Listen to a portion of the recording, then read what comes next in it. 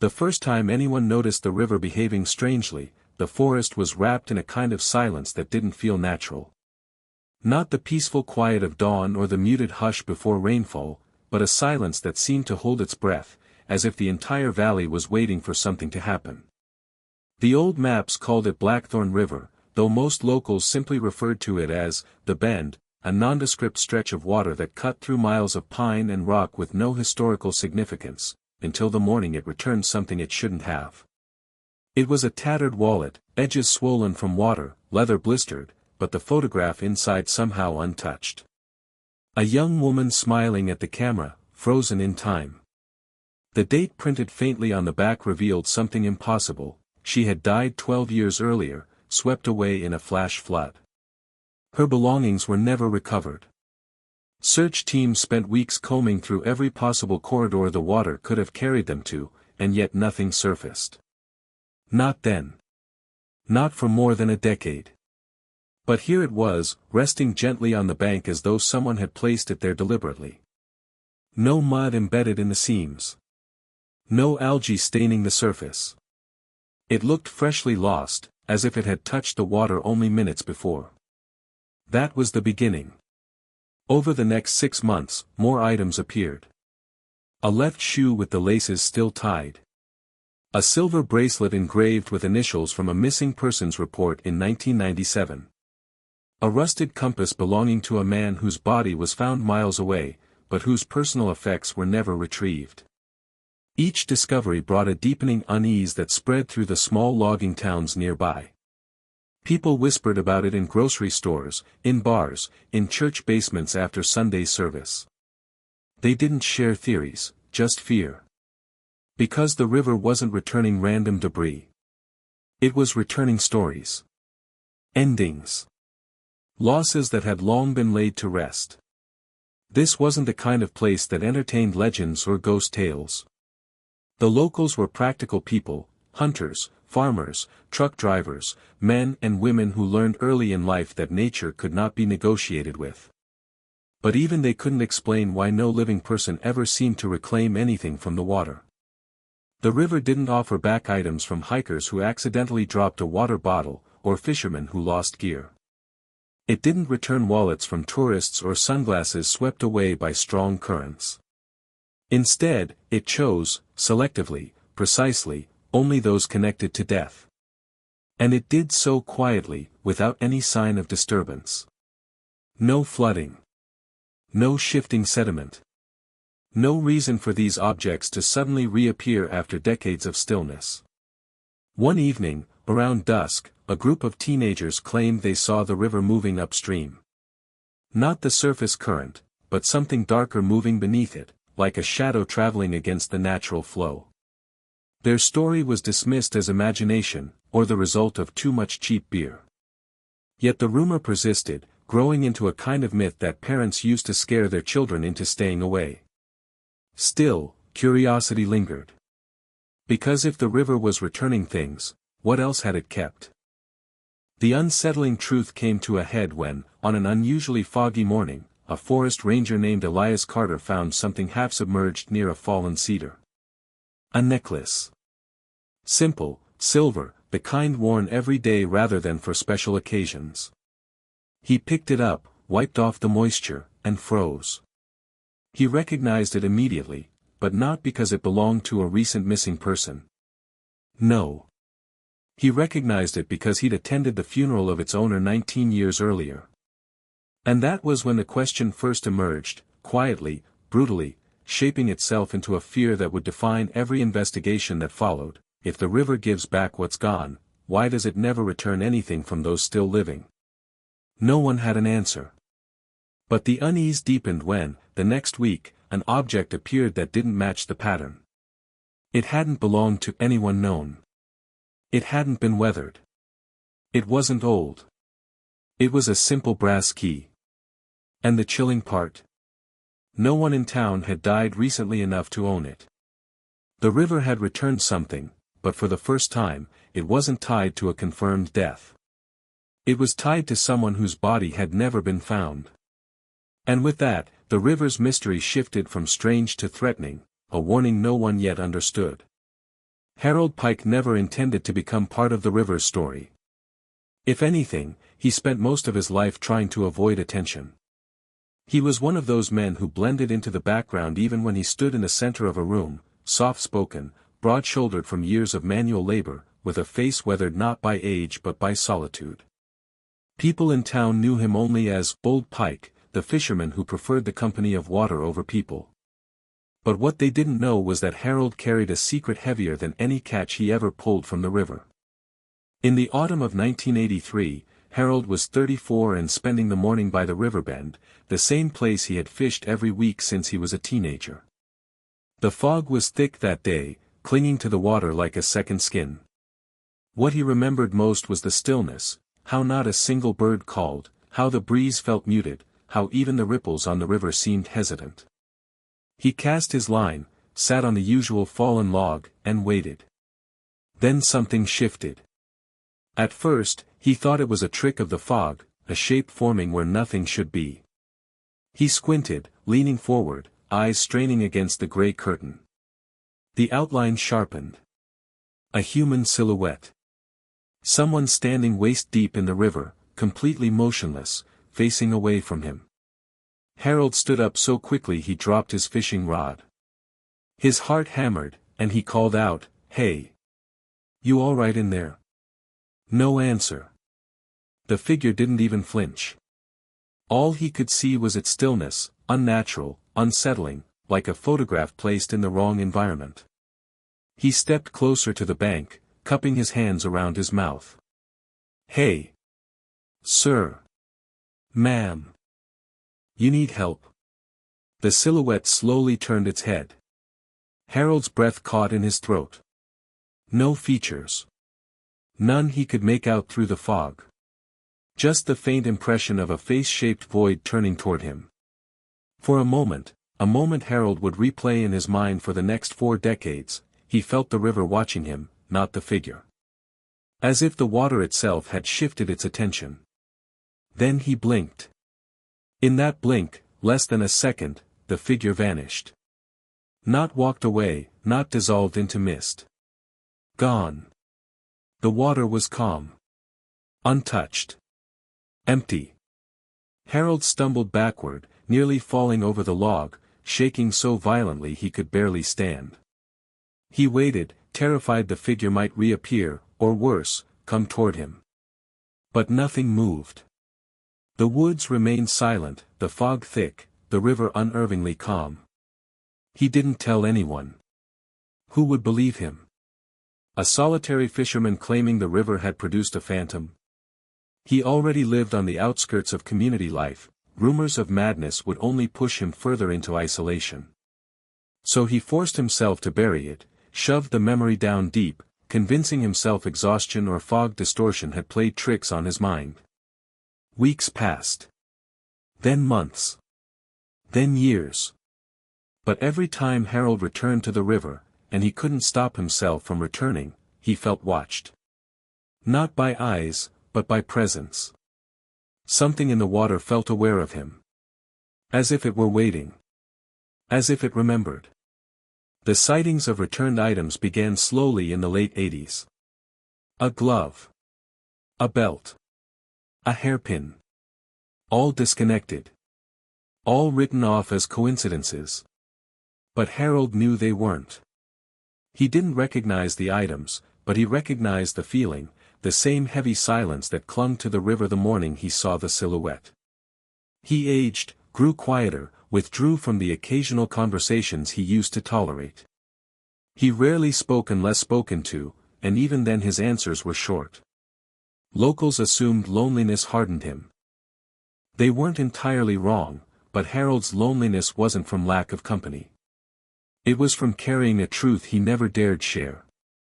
In the last months of his life, his health declined rapidly. The nurse who visited his cabin found him increasingly restless, muttering at night, waking drenched in sweat. He would stare at the window that faced the river, his expression hollow, as if replaying something only he could see.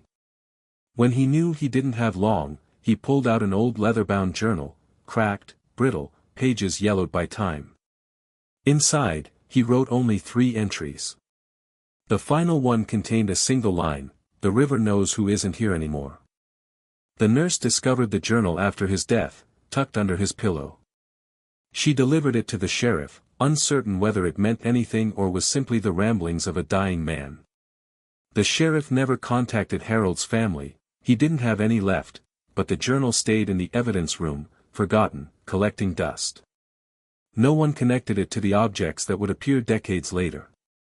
Not until someone examined the journal more closely and found something chilling, indented impressions on the page before the final entry. Words written down, then erased. Faint. Barely readable. But unmistakable. I saw it again. And beneath that, it wasn't a person. Harold Pike had kept the river's secret for 40 years. What no one understood yet was that Harold hadn't been afraid of what he saw. He had been afraid because he believed the river had noticed him back. Long before investigators ever searched for patterns, long before whispers about the river became communal dread, the pain began with families, ordinary people who lost someone to nature's cruelty and never found closure. The river's strange habit of returning objects decades later didn't just reopen old wounds, it rewrote the grief itself. Every item the river placed on its banks carried a story, a memory, and a reminder that some goodbyes never truly ended. The first case tied meaningfully to the phenomenon belonged to Emily Warren, a schoolteacher known for her kindness and the soft lilt in her voice that made even the most disruptive child listen. Emily vanished during a sudden flash flood 23 years earlier. She had been driving home after an evening parent-teacher meeting when her car was swept off the road. The water swallowed everything, vehicle, belongings, any trace of her final moments. Her family buried an empty coffin because the river refused to give pieces of her back. But then, decades later, on an ordinary morning, her leather-bound planner appeared neatly on the riverbank. There was no mold on the pages, no water damage warping the writing. The ink from her neat cursive notes looked as sharp as the day she wrote them. Her sister, now in her 60s, held the planner with trembling hands, whispering through tears, she never kept it near water. Never. The planner contained her final week's schedule. And on the last page, a date circled in red, the day she died. As if Emily herself had marked it, knowing something was coming. The second case belonged to Jonas Reeve, a seasoned outdoorsman whose disappearance baffled search teams. Jonas vanished during a solo hiking trip in the mountains nearly 3 decades ago. Search parties found his campsite intact, coffee ground still in the pot, map laid out, and a half-written letter to his younger brother. The only missing piece was Jonas himself. Weeks later, his backpack washed up downriver, but the river's flow direction made it impossible for the pack to have come from where Jonas vanished. Investigators ruled it inconclusive. The family accepted his loss, though the unanswered questions gnawed at them for years. Then his compass returned. Not the damaged, eroded compass they expected, but a pristine one, polished as if unused. The initials carved on its back, J.R., were crisp. Even the hinge worked smoothly. The oddest detail. The needle didn't point north. No matter how many times officers tapped it, shook it, or tried recalibrating it, the compass needle pointed upstream. Toward the bend where Harold Pike once saw the silhouette. Jonas's brother couldn't bear to keep it. He returned it to the police station and asked them to lock it away. He said he felt as though Jonas was trying to guide him somewhere he wasn't meant to go. Then came the third case, the one that rattled investigators the most. Miriam Vale, the runaway teenager who vanished 21 years ago, leaving behind unanswered questions and a mother who never stopped searching. Miriam was last seen boarding a bus heading west. She never arrived at her intended destination. For years, her face appeared on missing person posters, the edges of each new print more faded than the last. Her mother clung to one object, a simple heart-shaped necklace Miriam wore everywhere. When Miriam disappeared, police assumed she had sold it or tossed it aside during her runaway flight. But the truth surfaced decades later when a fisherman found the necklace glinting between river stones. It looked new, untouched. Miriam's mother collapsed when she recognized it, not just because of the pain of seeing it again, but because the chain wasn't broken. She had identified the original necklace years earlier from a photograph because Miriam had snapped the chain accidentally during an argument with her brother. They both remembered the moment vividly. Yet here it was, chain intact. Something had restored it, or replaced it. And then came the detail that shook the seasoned detectives. Medical records and family timelines proved Miriam had never once been near this river. She had disappeared in an entirely different state. There was no physical way her necklace could have traveled here, let alone arrived in perfect condition. 3 objects. 3 decades-old disappearances. 3 families revived into fresh grief they thought they had survived. Patterns began emerging, patterns investigators resisted acknowledging. Each object appeared before an unrelated tragedy, as if the river were foreshadowing something. Emily's planner appeared 2 weeks before a climber went missing near the gorge. Jonas's compass surfaced days before a boy drowned downstream. Miriam's necklace returned hours before a violent, unexpected storm caused multiple accidents on the highway. The river wasn't just returning items. It was returning them with timing. But the most disturbing detail hadn't surfaced yet, one carefully documented in investigator notes but rarely discussed publicly. None of the objects had signs of long-term exposure. No rust, no algae, no water wear. Not even a faint smell of river water. They looked as if they had been placed there moments before discovery. One officer wrote, "These items aren't being found. They're being delivered." Another wrote a stranger observation, "It feels like the river selects which stories to reopen."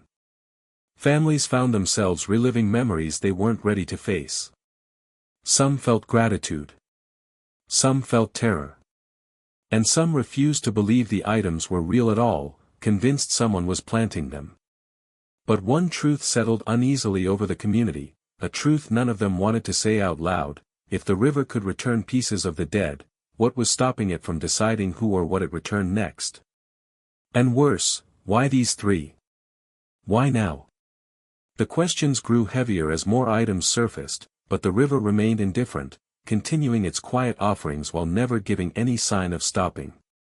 By the time the phenomenon began attracting official attention, search and rescue teams had already spent years navigating the river's unpredictable terrain. These were men and women trained to handle panic, tragedy, and exhaustion, people who had witnessed enough natural disasters to know the difference between reality and folklore. But when the river started returning personal items linked to long-dead individuals, even they found themselves entrenched in a mystery they could neither explain nor ignore. And the most unsettling part wasn't the objects that resurfaced, it was how differently every searcher remembered the same events. The earliest documented inconsistency came during the search for a missing kayaker in 1994. A veteran rescuer named Dalton Reeves reported a sudden, unexplained drop in temperature. One moment the air was humid and warm, typical of late summer, the next, it felt like stepping into a freezer. His teammate, Angela, swore she never felt anything unusual. They were standing feet apart, yet their experiences didn't match. Another rescuer claimed he heard splashing behind them, as though someone was thrashing in the water. When the group turned, nothing disturbed the surface. For years, these inconsistencies were filed away as stress-induced anomalies. But as more items began appearing, the stories grew harder to dismiss. There was the volunteer team searching for a missing hiker near the northern bend. They moved in a tight formation, calling the hiker's name every few minutes. Suddenly, one of the searchers, a young trainee, froze in place. She insisted she saw footprints leading directly into the river, footprints that stopped abruptly at the waterline. No one else saw them, even though she pointed to where the impressions should have been. The ground was undisturbed. Her panic escalated into tears, and when her supervisor tried to calm her, she whispered something that made the crew uneasy: someone was walking, but the river swallowed the prints before you looked. Then came the night shift searchers, crews who covered areas during dark hours when missing persons were believed to still be alive. These teams had different stories entirely, ones that balanced on the border between hallucination and haunting. A man named Conrad, who had been part of over 50 rescue operations, described hearing rhythmic splashes upstream. He signaled his team, thinking it might be their missing subject. As they approached, flashlights cutting through the shadows, the splashes grew louder, then abruptly stopped. Conrad stepped closer, shining his beam across the river surface. For a split second, he caught sight of something submerged, the unmistakable outline of a human figure lying just beneath the surface, as if suspended. He shouted for backup. But when two other team members rushed over, the figure was gone. The water was clear. His report said, "Either I saw a body or the river wanted me to think I did." Not all encounters were visual. Some were auditory, and far more disturbing. During a coordinated search in early spring, the river levels were dangerously high. The rescue captain instructed everyone to maintain radio communication every 2 minutes. But in the mid-shift check-in, 3 responders reported hearing what they described as whispers. Not voices carried by wind. Not echoes. Whispers, low, guttural, and impossible to trace. One responder claimed the whispers formed syllables. Another said they heard their own name. Their radios remained silent. No interference. No alerts. No corroboration from the central station. The recorded explanation in the final log? Possible auditory fatigue. But no one involved believed it. The disconnect between what rescuers witnessed and what could be physically proven created tension within the teams. Some became adamant the river was behaving unnaturally. Others refused to entertain the idea. Meetings grew heated. Reports contradicted one another. Supervisors questioned whether psychological strain was spreading through the ranks. But the mystery deepened when an audio technician discovered something during a routine review of team footage. While enhancing the sound from a thermal drone's microphone, originally searching for traces of movement, he detected a faint, layered noise beneath the static. It wasn't wind. It wasn't rushing water. It was rhythmic. Patterned. Almost like fragmented speech. And then, unmistakably, a single word emerged, a name. But the name didn't belong to any current missing person. It belonged to someone who had died years earlier, whose personal item had been returned by the river only weeks before. Authorities dismissed the finding as interference, logical, efficient, dismissive. But the technician quietly resigned 2 months later. He told his supervisor he kept hearing the same name at home, in recordings that shouldn't have contained sound at all. As isolated as each report seemed, the patterns were growing clearer. Something happened to perception near the river. Search teams experienced sudden confusion, contradicting memories, even mild disorientation. People walking side by side would swear they witnessed entirely different scenes. Some saw shadows moving where others saw nothing. Some heard splashing where others heard silence. And some felt the water's presence, not physically, but emotionally, as if something beneath its surface evaluated them. One notable account came from a rescuer named Lacey, who had been part of a search rotation for over a decade. During a later interview, she described standing at the river's edge while her teammates inspected debris downstream. She glanced at the water and saw her reflection staring back, except it wasn't perfectly aligned. Her reflection lagged by a fraction of a second. The eyes blinked after she did. The head moved slightly slower. The reflection seemed aware. She stumbled back, calling out for help, but when her team reached her, the water showed nothing unusual. They suggested exhaustion. She suggested leaving the profession altogether. More testimonies emerged, some public, many kept hidden in private journals, text messages, or reports written but never submitted. The river had become more than a mystery. It had become an adversary, one that manipulated perception and fractured trust within the crews tasked with bringing the missing home. The moment that truly fractured the team's unity happened during a late autumn operation. A helicopter search crew reported seeing a body-shaped silhouette floating near the center of the river. Ground teams rushed to the location. The helicopter marked coordinates, kept visual contact, and maintained spotlight focus. But when the ground team arrived within 30 feet, the silhouette vanished. The pilot insisted it had been there a second earlier. The ground crew insisted the water was empty. Arguments erupted over radio channels, each side accusing the other of incompetence or hallucination. That night, for the first time, a veteran rescuer submitted an official statement requesting reassignment. He included a chilling sentence at the end: "We're not searching the river. The river is searching us." The divide among the teams would only deepen from that point onward, and soon enough, the river would escalate its behavior in a way none of them were prepared for. Because just as the disagreements reached their peak, someone captured audio of something beneath the water, something that would force investigators to reconsider everything they believed about the river's silence. A whisper. Layered. Intentional. And unmistakably calling out a name no one had uttered aloud in 20 years. When Dr. Lena Harwood first arrived at Blackthorn River, she treated the entire situation like an overblown local myth. A hydrologist by profession and a skeptic by nature, Lena had built her career on dismantling folklore with data, precision, and a stubborn refusal to entertain superstition. She was known for her bluntness, her cold logic, and her ability to explain complex environmental behaviors in ways that made seasoned investigators feel naive for ever assuming the supernatural. To her, the river mystery was nothing more than an ecological misunderstanding amplified by small-town fear.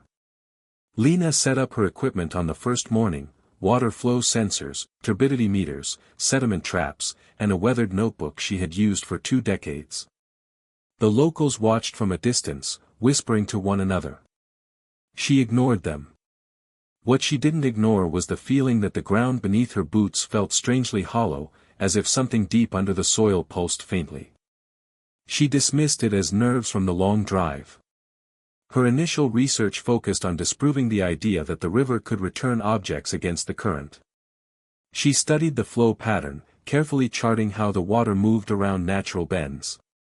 But the data refused to cooperate. The river's measured velocity did not match its observed surface movement. Some sections appeared slower on instruments but visibly pushed sticks, leaves, and debris faster than they should. Other segments showed the opposite: turbulent readings where the surface looked calm. This discrepancy left her irritated, not frightened. Lena thrived on anomalies. They meant there was something she hadn't accounted for yet. She collected samples: water, silt, algae, biological traces. All normal. Nothing suggested chemical pollution, underground channels, or unusual mineral deposits. She anticipated some hidden geological factor, a cavern system or magnetic disturbance destabilizing readings. But again, nothing aligned. On day 3, she tracked how objects might resurface after long submergence.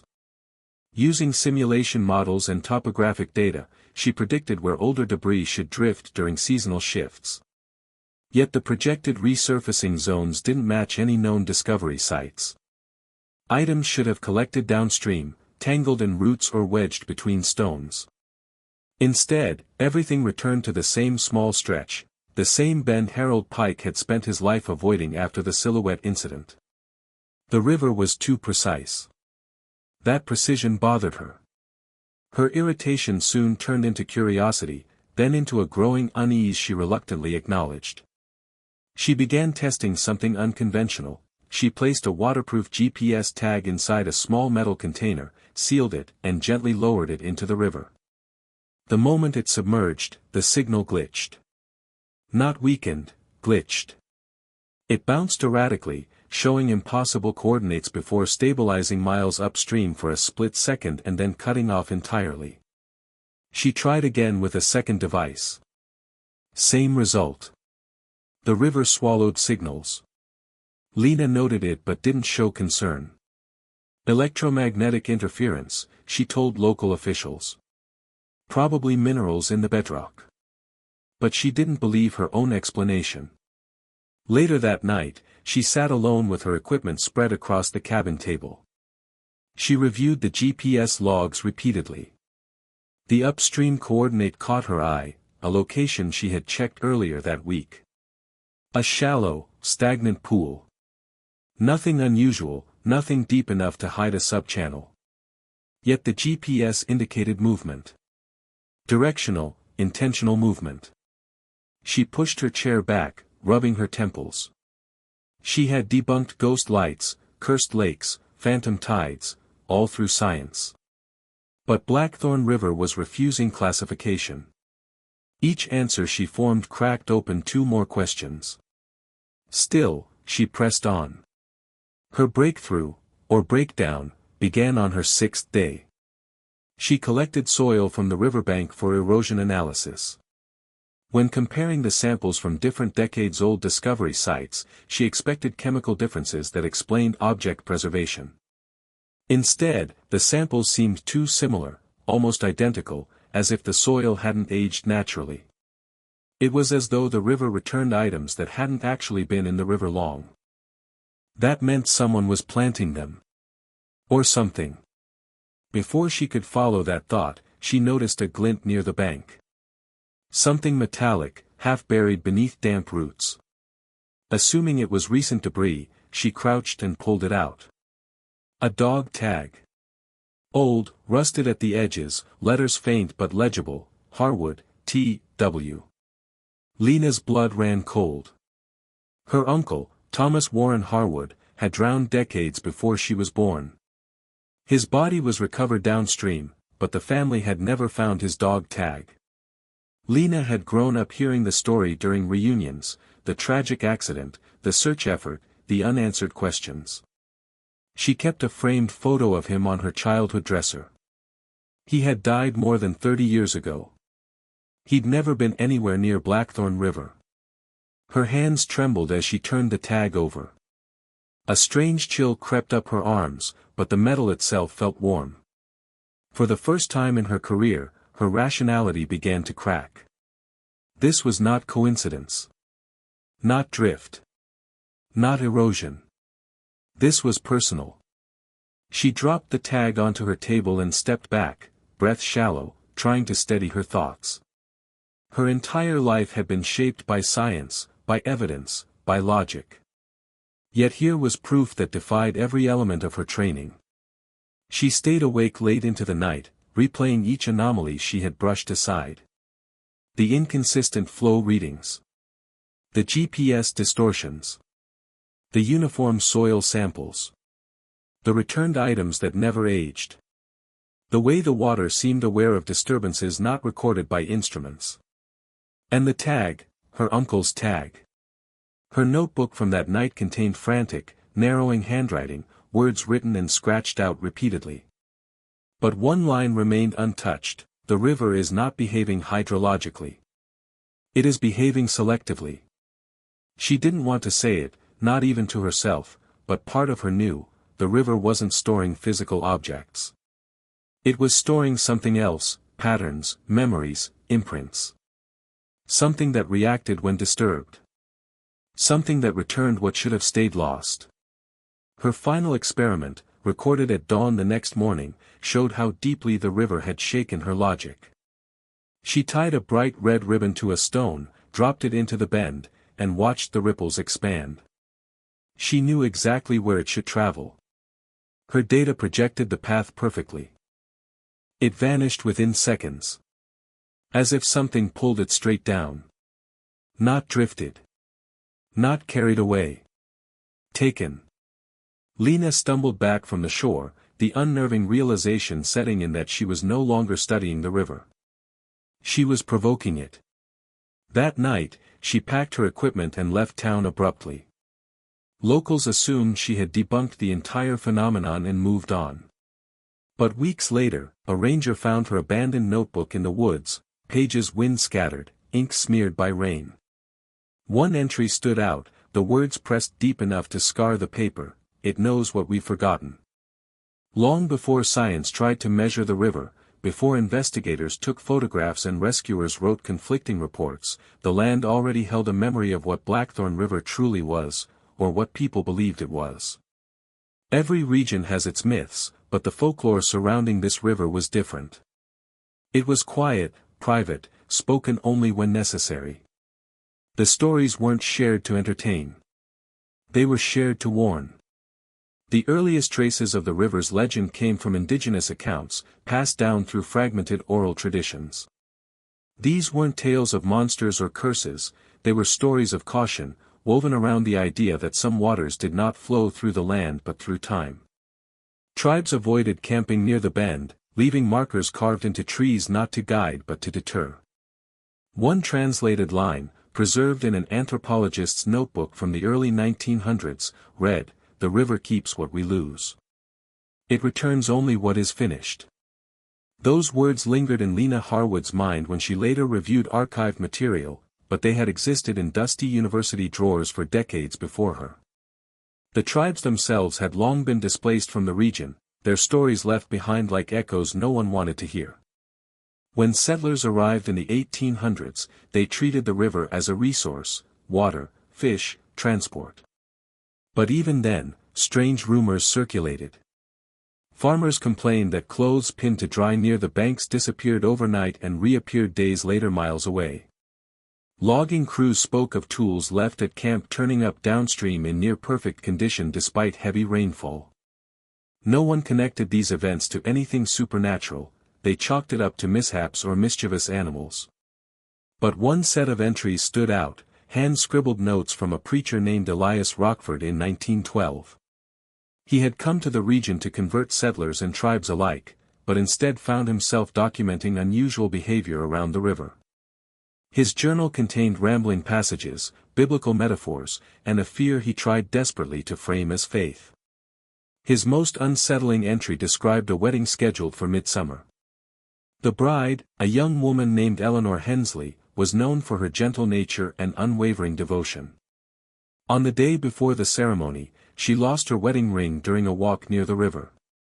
She returned home distraught, certain she would never see it again. But the next morning, hours before her wedding, the ring was waiting on her doorstep, perfectly dry, gleaming as if newly polished. Relief turned quickly to horror. Eleanor vanished before the ceremony began. Search teams found her veil snagged on a branch near the bend but uncovered no footprints, no signs of struggle, no body. Rockford's journal ended the entry with a cryptic line: "The river returned the symbol before it claimed the soul." Local newspapers from the era treated the disappearance as a runaway bride situation, a scandal of its time. Rockford's warnings never made it to print. But in private circles, the story spread, feeding the folklore of a river that recognized loss before the world did. Over the decades, the legends grew in small, disconnected pieces. Children whispered them at sleepovers. Drunk men muttered them across bar counters. Hunters shared them around campfires but only after making sure no one else could overhear. Yet no story ever fully explained why the river behaved this way. It was as though everyone had a part of the truth but no one dared piece it together. One particularly old tale described the river as the keeper's path, a place where unresolved stories settled like silt. Another claimed the river wasn't a body of water but a passage, a seam between the world of the living and the world of the forgotten. It didn't take lives. It simply recognized when a life had ended, even before others knew. But the most disturbing version came from a frontier diary written by a man named Joseph Walker in 1847. Walker recounted an experience while scouting the woods. He lost a pendant belonging to his wife, a pendant she had given him before he left for the expedition. Days later, he found it sitting neatly atop a fallen log near the bend. But when he returned home weeks later, he discovered his wife had died the very night he found the pendant. Walker wrote, "I believe the river knew before I did. I believe it returned her love to me in warning." These stories remained obscure until investigators, driven by desperation, began combing through archives looking for anything resembling a pattern. When the folkloric accounts were laid chronologically against modern reports, an unsettling picture emerged: every time the river returned something significant, a cherished object, a personal item, something deeply tied to memory, a tragedy followed soon after. Sometimes the connection was obvious, like Eleanor's disappearance. Sometimes it was symbolic, like a drought or flood wiping out crops. Sometimes it was entirely unrelated to the original owner of the item, as though the river merely signaled an impending event. This was no longer folklore, it was a generational warning system. Yet the complexity didn't end there. Investigators discovered something else, something far more disturbing. The earliest settlers had believed the river was alive. Not metaphorically, but consciously, in a way that didn't align with human understanding. They believed the river remembered things the land had forgotten. They believed it recognized emotional imprints, grief, love, fear, and stored them like sediment at the bottom of its darkest pools. And occasionally, when the balance shifted, when the weight of memory became too heavy, the river returned something. Not to help, but to signal. The indigenous stories had warned settlers to stay away for this very reason. The river wasn't to be provoked or understood. It wasn't a spirit or deity.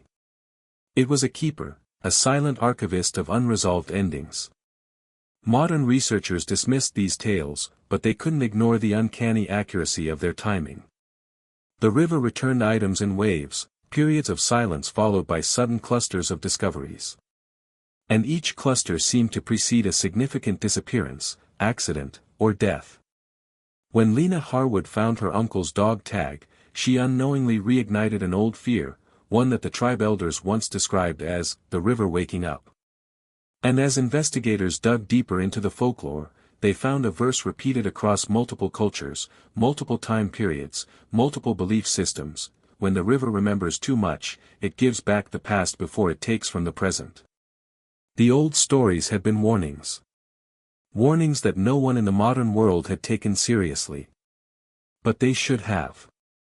Because only days after researchers stumbled upon this pattern, the river delivered a new object, one tied to a century-old disappearance, and placed it gently on the bank at dawn.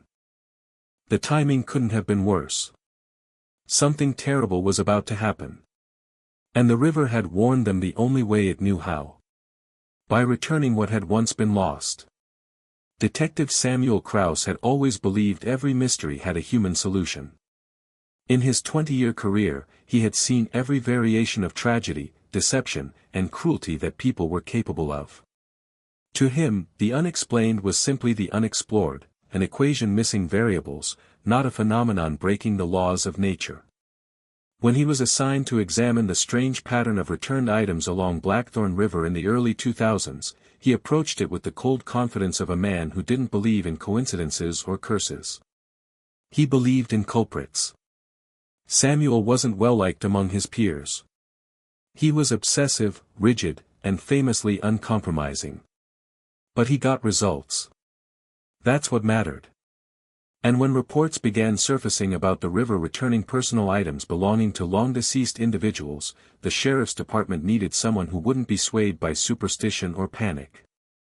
He arrived with a thick case file and the kind of intensity that promised answers, even if he had to break himself to find them. At first, Samuel treated the entire phenomenon as an elaborate prank or an orchestrated hoax. Someone must have been planting the items, he insisted. Someone with access to archived evidence, someone who enjoyed manipulating grief. He theorized a pattern of psychological warfare, a local with too much time and too little conscience. His certainty was so firm that no one dared challenge him. But the deeper he dug, the more the river seemed to push back. He studied the earliest cases, Emily Warren's planner, Jonas Reeves' compass, Miriam Vale's necklace, and noticed details that didn't align with typical criminal behavior. There were no fingerprints. No signs of tampering. No transfer of oils, dirt, or residue from human handling. The objects seemed untouched, almost sterile. They weren't found randomly scattered, they appeared placed carefully, almost ceremoniously, near the same bend. Still, Samuel refused to consider anything beyond human involvement. He interrogated families, convinced someone had motive to reawaken their grief. He visited property owners near the river, searching for anyone with a suspicious alibi. He questioned former search and rescue members, convinced they were covering for misconduct. His questions grew invasive. Accusations slipped through his tone even when his words avoided them. Eventually, people stopped cooperating. But still he persisted, insisting that the river was not a participant in the mystery, just a backdrop. The turning point came 6 months into his investigation. Samuel received an anonymous envelope containing a single photograph. At first glance, it was nothing unusual, a long exposure shot of the river at night, blurred and grainy. But when Samuel enhanced the brightness, his breath caught. Standing in the center of the frame was a pale figure, half submerged, facing the camera. The figure's posture was rigid, almost mannequin-like. Its arms hung motionless at its sides. There were no facial features visible, only the impression of a head-shaped void angled toward the lens. Samuel stared at the photo for nearly an hour, dissecting every pixel. His rational mind insisted it was a doctored image, an attempt to mislead him. But a quiet part of him, a part he had buried since childhood, whispered that what he saw wasn't human at all. He ignored the whisper. Filed it away. Pretended he never felt the chill crawling up his spine. But the cracks had formed. Soon his investigation took a darker turn. He became obsessed with the river's geography. He mapped every reported appearance of returned objects, layering them over topographic grids, historical flood patterns, and soil erosion studies. A pattern emerged, not of randomness, but of cycles. The objects appeared in clusters approximately every 7 to 9 years, each cluster preceding an unexplained death or disappearance. Samuel connected the dots with feverish intensity. To him, this suggested a perpetrator with ritualistic tendencies, someone staging symbolic acts using old objects as markers. But his colleagues felt uneasy. The pattern felt too old, too consistent, too deeply rooted in history to be the work of a single person. Samuel refused to listen. The more people pushed back, the more isolated he became. His obsession seeped into his personal life. He stopped sleeping, waking in the middle of the night with the photo burned into his mind. He spent hours staring at river maps pinned across his living room wall. Friends stopped checking in. His performance review flagged concerns about his mental health. But Samuel didn't care. He couldn't stop. His journal entries from that time, later recovered from his abandoned home, revealed a fragmented descent. Something stands in the river. Watching. The pattern isn't human. But it's not supernatural. It wants me to find the wrong answer. The river hides its truth in cycles. As he unraveled, so did his credibility. The sheriff reassigned him, subtly at first, then abruptly when he confronted a grieving mother, insisting she knew more than she admitted. Samuel's obsession had turned toxic. Yet even after he was dismissed from the case, he continued investigating privately. He spent nights at the riverbend with a camera, waiting for something to appear. He documented the temperature shifts that others dismissed. He recorded audio that captured faint splashes no one else heard. But each time he came close to uncovering something concrete, reality seemed to shift just enough to blur the edges. The final blow came when a retired officer, long after Samuel left the force, revealed a chilling truth. Samuel had hidden a second piece of evidence, a photograph taken before the silhouette image. This earlier photo was taken from farther away, during a routine river patrol. In it, the same figure stood near the bend, half its form visible above the waterline. But unlike the later image, this figure had clear, sharp features. It looked like a man. A living man.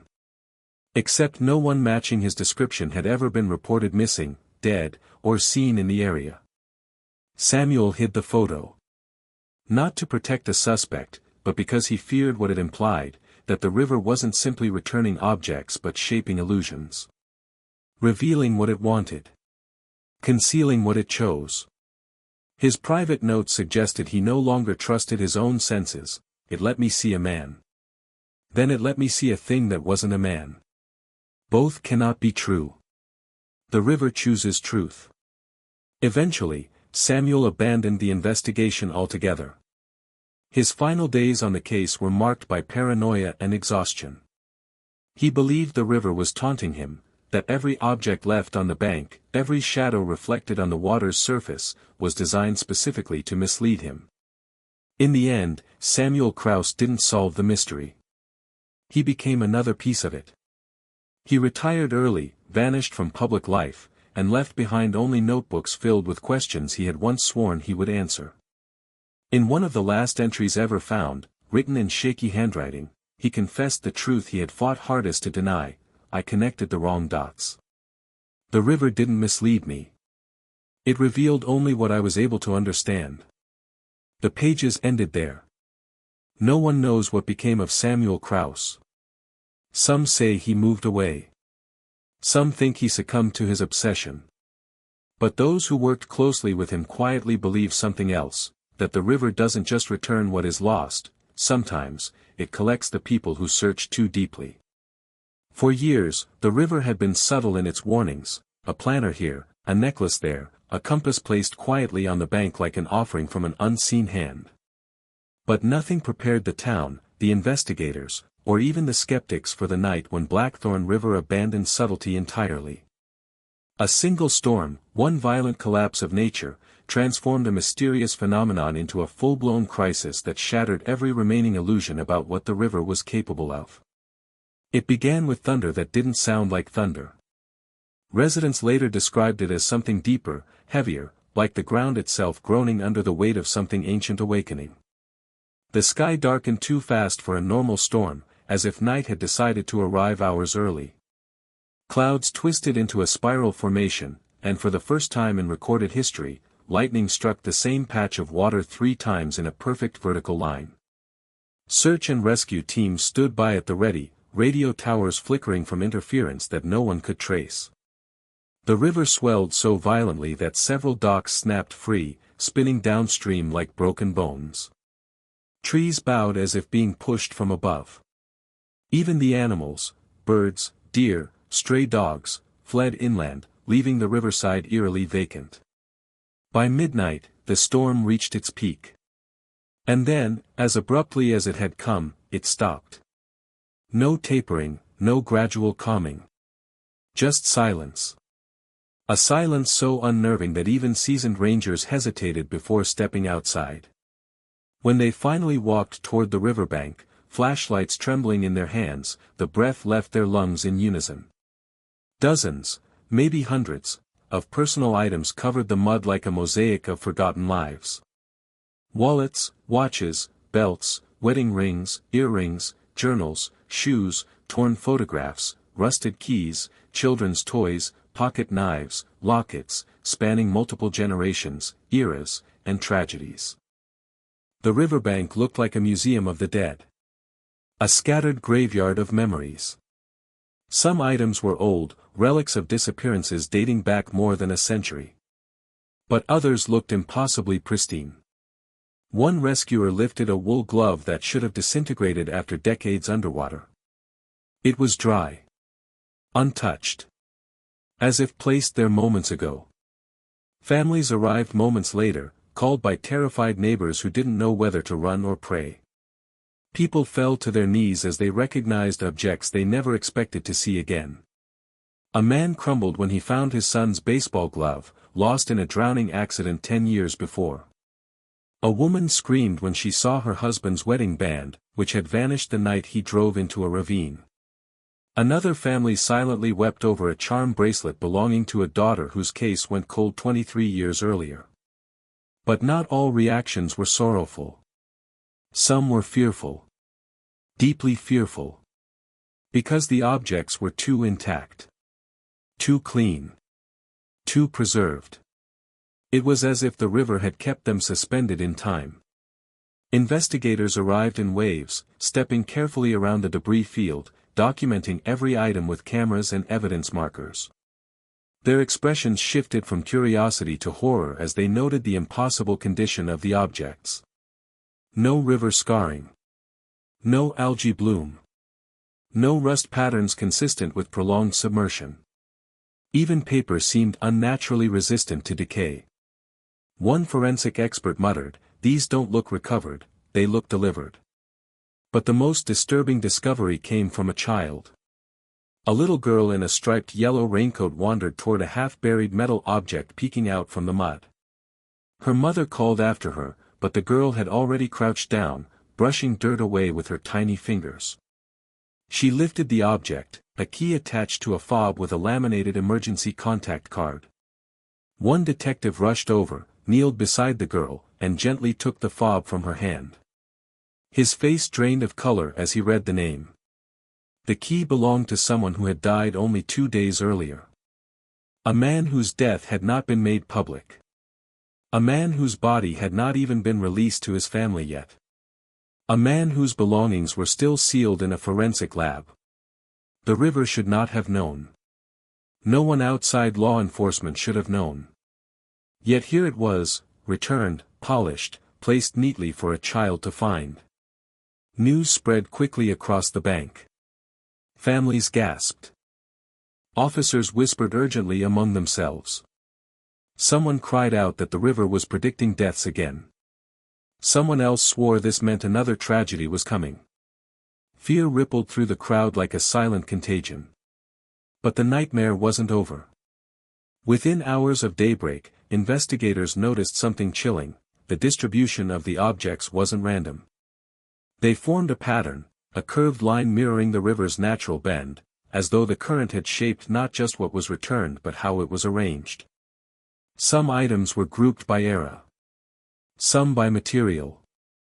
Some by emotional significance, as though the river understood the weight each item carried. And then there were the objects that didn't belong to any known case. Items with no identifiable owner. Things that were out of time, out of place, objects that seemed crafted decades earlier but had no connection to any missing person records. One such item was a leather-bound journal sealed with a brass clasp. Its pages were blank except for one sentence on the first page, written in a shaky but deliberate hand: "It returns what the world forgets." Another object, a small pocket watch, bore a strange detail: it was frozen at the exact minute the storm's first thunderclap was heard. Reporters arrived, drones buzzed overhead, and the riverbank filled with people from nearby counties hoping for answers. But the answers only grew murkier. Every scientific explanation collapsed under the weight of impossibility.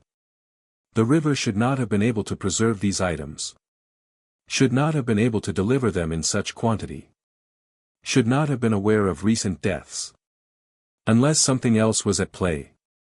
By late afternoon, while investigators scrambled to isolate, tag, and catalog the debris, a group of researchers conducted water tests. Their instruments detected abnormal shifts, not in composition, but in resonance. The water vibrated at an unusually low frequency, one that wasn't natural, one that suggested something beneath the riverbed was storing and releasing energy. One hydrologist whispered, "The river isn't reacting. It's discharging." But discharging what? At sunset, an eerie chill fell across the water. Families hurried home, clutching the returned objects, unsure whether to treasure them or cast them back into the river. Those who stayed behind reported seeing ripples with no wind, little disturbances beneath the surface like something pacing slowly, patiently. And then, just before nightfall, a ranger discovered a small leather satchel buried beneath leaves. Inside was an object so unexpected that officers immediately sealed it away. A smartphone. Cracked, but functional. Recent model. Timeline confirmed it belonged to someone whose disappearance had not yet been reported. Someone still alive when the storm began. Someone who had not been declared missing by anyone. Someone whose name would only surface in an emergency call the following morning. The river had returned a belonging before the loss was even recognized. This wasn't coincidence. This wasn't drift. This wasn't nature. Something intelligent had acted during the storm. Something that used the chaos of the night to reveal itself the only way it knew how, by giving back the past while reaching into the present.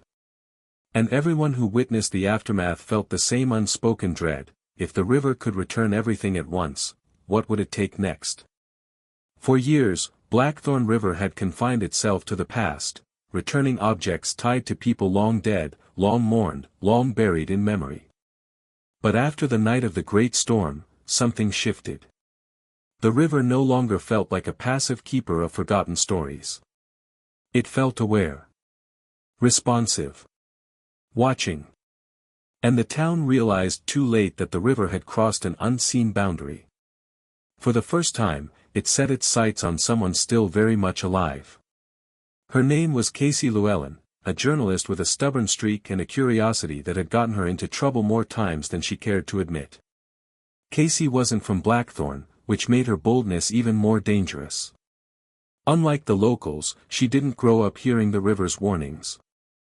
She didn't inherit the generational fear that kept others from asking questions too loudly. She didn't know what it meant to stay away after sundown. She approached the mystery like a story waiting to be unraveled, a puzzle to be solved, not a presence to be feared. Casey arrived 3 days after the storm, stepping out of her car with a camera over her shoulder and a notebook already half filled with theories. She spoke to grieving families, to search team veterans, to scientists who had abandoned their fieldwork in confusion. She collected testimonies with efficiency and empathy, but the more she learned, the more obsessed she became. This wasn't just a local curiosity, it was the story of her career. Her articles grew darker, more urgent. She suggested the river behaved like an intelligence. That the returned items weren't random but communicative. That the storm wasn't an accident but an event triggered by the buildup of something unspoken beneath the water. Her editor warned her to tone it down. Casey didn't listen. Instead, she began following patterns others ignored. She studied old maps and legends, interviewing older residents who had sworn never to speak of the river again. She gathered archival documents, scanned handwritten journals, and marked connections between objects returned across decades. Over time, her notes formed a chilling theory: the river didn't just return items. It curated them. And when it had nothing left to return, it chose something new. Casey believed the river was tied to emotional resonance, that it sensed unresolved stories, incomplete endings, and deep-rooted grief. Every item it returned, she theorized, wasn't random but symbolic. A story reopened. A memory resurfaced. A warning. And if a story remained unfinished, the river didn't wait for closure. It created one. Her fixation deepened when she found the dog tag Lena Harwood had uncovered. The police had catalogued it but never traced it beyond Lena's involvement. To Casey, this was the key. She reached out to Lena, requesting an interview. Lena refused. Politely, but firmly. After her own traumatic discovery, Lena wanted nothing more to do with the river. Casey, however, took the refusal as an invitation to dig deeper. She studied missing persons cases, comparing them with the river's cycles. She plotted the storm's timeline against the returned objects and found something no one else had noticed: the items appeared in chronological loops, earliest disappearances placed farthest downstream, while more recent ones were found closer to the bend. It resembled layered sediment, or chapters in a book. What unsettled her most was the final cluster. A group of items with no known owners. Recent-era belongings, placed deliberately near the water's edge. The river had returned items belonging to people who were not dead. People who were alive as of the storm. Possibly even alive now. Casey documented her findings, intent on publishing them, but she hesitated. Something about the last cluster felt personal, though she didn't know why. She worked late into the night, poring over photographs she had taken of the river after the storm. In one shot, near the bend where the majority of items accumulated, she noticed a faint distortion in the water, a reflection that didn't match the angle of her camera or the surrounding trees. It resembled a silhouette. Watching her. Casey assumed it was a trick of the light. But she couldn't shake the sense that something had looked back. She returned to the river the next night, carrying only her camera and her determination. The moon was nearly full, its reflection rippling across the surface like an eye opening slowly. Crickets chirped, the wind rustled leaves, but the river was unnervingly still. She set up her camera on a tripod, pointed toward the bend. She pressed record and began speaking, narrating her theory, the evidence, the timeline. Her voice shook only slightly, more from excitement than fear. Then the temperature dropped. Not gradually. Not subtly. It fell in an instant, as though someone had opened a door to winter. Casey exhaled sharply, breath turning white. She aimed her flashlight toward the water. Something was standing in it. At first, she saw only the shape, tall, motionless, half-submerged, no features, no clothing, just a suggestion of a human form molded from shadow. She blinked. The figure didn't move. Waves didn't break around it. It wasn't affected by the current. Her instincts screamed to run. Instead, she lifted her camera. A faint clicking sound echoed, her shutter capturing the moment. And then, slowly, deliberately, the figure turned toward her. Casey stumbled backward, choking on a gasp. Something in the figure's movement was wrong, delayed, unnatural, as if copied from a memory rather than performed by a living body. As she reeled, her foot struck a rock. She fell, hitting the ground hard. The flashlight rolled, landing face down, plunging the shoreline into darkness lit only by moonlight. And that was when the water moved. Not around the figure, beneath it.